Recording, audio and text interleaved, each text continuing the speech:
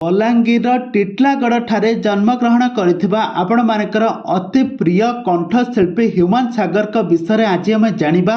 ତାଙ୍କର ସମ୍ପୂର୍ଣ୍ଣ ବିବରଣୀ ଜାଣିବା, ତାଙ୍କ ପରିବାର, ତାଙ୍କର ଟୋଟାଲ ପ୍ରପର୍ଟି କେତେ, ତାଙ୍କ ପରିବାରରେ କିଏ କିଏ ସବୁ ସଦସ୍ୟ ରହିଛନ୍ତି, ତାଙ୍କର ଘର କେଉଁ ଜିଲ୍ଲାରେ, ସେ ବର୍ତ୍ତମାନ ସମୟରେ କ'ଣ କରୁଥିଲେ, ଆଉ ତାଙ୍କର କାହିଁକି କେଉଁ କାରଣ ପାଇଁ ଏସବୁ ଏତେ ବଡ଼ ଗୋଟେ ବହୁତ ବଡ଼ ଅଘଟଣ ହୋଇଗଲା, ଆଜି ଏ ଦୁନିଆରେ ନାହାନ୍ତି ହ୍ୟୁମାନ ସାଗର। ଏ ସମ୍ପର୍କରେ ଆଜି ଆମେ ସବୁ କିଛି ଜାଣିବା।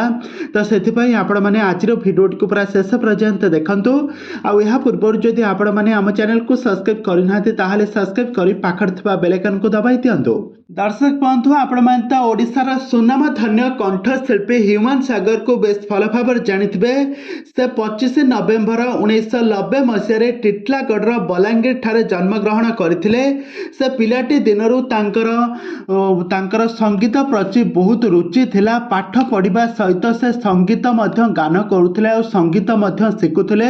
ଯେତେବେଳେ ତାଙ୍କର ପାଠପଢ଼ା ସରିଲା, ସେ ପାଠପଢ଼ାରେ ବହୁତ ୱିକ୍ ଥିଲେ, କିନ୍ତୁ ବାପାଙ୍କୁ ଦେଖାଇବା ପାଇଁ ସେ ଡକ୍ଟରୀ ପାଠ ମଧ୍ୟ ପଢ଼ିଥିଲେ। ଡକ୍ଟରୀ ଆଡ଼ମିସନ୍ କରି ସେ ତାଙ୍କର MBBS କ୍ଲିୟର କରିଥିଲେ। ଆଉ ଏହାପରେ କିନ୍ତୁ ସେଠି ତାଙ୍କୁ ଭଲ ନ ଲାଗିବାରୁ ସେ ସଙ୍ଗୀତ ଜଗତକୁ ଫେରି ଆସିଥିଲେ। ସଙ୍ଗୀତ ଜଗତରେ ନିଜର କ୍ୟାରିୟର ଆରମ୍ଭ କରିଥିଲେ। 2012 ମସିହାରେ ପ୍ରଥମ ଥର ପାଇଁ ଓଡ଼ିଆ ସିନେମାରେ ଇସ୍କି ତୁ ହି ତୁ ସିନେମାରେ ସେ ଗୀତ ଗାଇଥିଲେ। ସେ ପ୍ରଥମ ଥର ପାଇଁ 2012 ମସିହା ଭଏସ୍ ଓଭର ଓଡ଼ିଶା ସିଜନ୍ 2ରେ ବିଜୟ ଲାଭ କରି ସେ ପରବର୍ତ୍ତୀ ସମୟରେ ଇସ୍କି ତୁ ହି ତୁ ସିନେମାରେ ପ୍ରଥମ ଚଳଚ୍ଚିତ୍ର ସିନେମାର ଗୀତ ଗାଇ ସେ ସୁନାମ ଅର୍ଜନ କରିଥିଲେ। ଆଉ ଏହାପରେ ସେ ପଛକୁ ଫେରି ଚାହିଁନଥିଲେ, ଗୋଟିଏ ପରେ ଗୋଟିଏ ସଫଳତା ପାଇଥିଲେ। ଆଉ ସବୁବେଳେ ଦର୍ଶକମାନେ ତାଙ୍କୁ ବହୁତ ଭଲ ପାଇବା ଦିଅନ୍ତି, ତାଙ୍କୁ ସବୁବେଳେ ବହୁତ ଭଲ ପାଇବା ମଧ୍ୟ ଦିଅନ୍ତି। କିନ୍ତୁ ବର୍ତ୍ତମାନ ସମୟରେ ସେ ଆଉ ଆମ ଗହଣରେ ନାହାନ୍ତି। ସେ ଏବେ ତାଙ୍କ ବାସଭବନ ଟିଟଲାଗଡ଼ରେ ତାଙ୍କର ଶବ ସଂସ୍କାର ହେଉଛି। ଆଉ ଏବେ ଆସନ୍ତୁ ଜାଣିବା ତାଙ୍କ ପରିବାର ବିଷୟରେ। ତାଙ୍କ ପରିବାର କହିଲେ ତାଙ୍କର ମା ଏବଂ ତାଙ୍କ ବାପା, ଆଉ ତାଙ୍କ ସାନ ଭାଇ, ଆଉ ତାଙ୍କ ସ୍ତ୍ରୀ, ଆଉ ତାଙ୍କର ଗୋଟେ 8 ବର୍ଷର ଝିଅ। କିନ୍ତୁ ବଡ଼ ଦୁଃଖର ବିଷୟ ଏଇକି ଯେ ଗତ କୋରୋନା ପିରିୟଡ଼ରେ ହ୍ୟୁମାନ ସାଗରଙ୍କ ବାପା ଚାଲିଗଲେ। ବଡ଼ ଦୁଃଖର କଥା ଯେ ହ୍ୟୁମାନ ସାଗରଙ୍କ ବାପା ଗତ ଦିନମାନଙ୍କରେ ଚାଲି ଯାଇଥିଲେ। ଆଉ ତାପରେ ପରେ ତାଙ୍କ ଭାଇ ମଧ୍ୟ ଚାଲି ଯାଇଥିଲେ। ହ୍ୟୁମାନ ସାଗରଙ୍କ ସ୍ତ୍ରୀ ମଧ୍ୟ ତାଙ୍କଠାରୁ ଦୂରେଇ ଯାଇଥିଲେ। ହ୍ୟୁମାନ ସାଗରଙ୍କ ତାଙ୍କ ସ୍ତ୍ରୀ ଯେତେବେଳେ ହ୍ୟୁମାନ ସାଗର ହେଉଛନ୍ତି ଜଣେ ଖ୍ରୀଷ୍ଟିଆନ।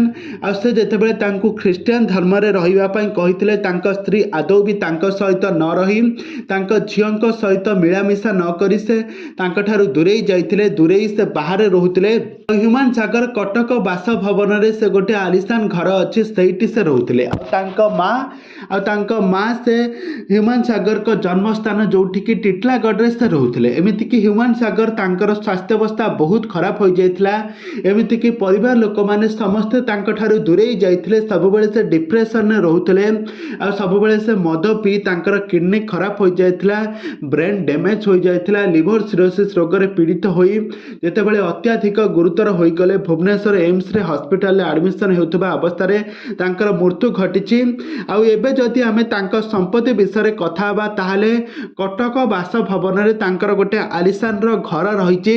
ଆଉ ତାଙ୍କ ଟିଟଲାଗଡ଼ରେ ତାଙ୍କର ଗୋଟିଏ ପୈତୃକ ସମ୍ପତ୍ତିରେ ତାଙ୍କର ସେଠି ପୈତୃକ ସମ୍ପତ୍ତି ରହିଛି। ଆଉ ଯେଉଁଠି ତାଙ୍କର ଅନ୍ତିମ ସଂସ୍କାର ହେଉଛି। ଆଉ ଆପଣମାନେ ଏଠାରେ ଦେଖିପାରୁଥିବେ ତାଙ୍କର ଅନ୍ତିମ ସଂସ୍କାର କିଭଳି ହେଉଛି। ଆଉ ସେଠାରେ ଯେଉଁମାନେ ଅଛନ୍ତି ସମସ୍ତଙ୍କ ଆଖିରୁ ଲୁହ ଛଳଛଳ ହୋଇଯାଉଛି। ଆଉ ତାଙ୍କର 2ଟି କାର୍ ମଧ୍ୟ ଥିଲା, କିନ୍ତୁ ଏ କାର୍ ଆଉ ଏ ଘର, ଏ ପ୍ରପର୍ଟି ଆଉ କିଏ ବା ଭୋଗ କରିବ?